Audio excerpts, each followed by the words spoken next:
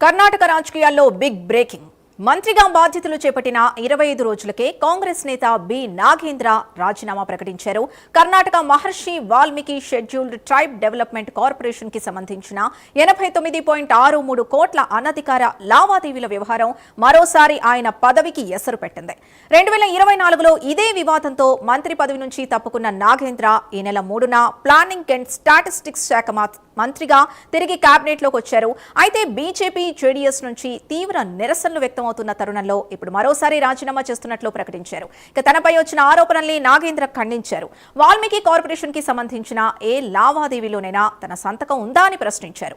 తాను దళిత వర్గానికి చెందిన వ్యక్తిని కావడం వల్లే టార్గెట్ చేస్తున్నారని ఆరోపించారు.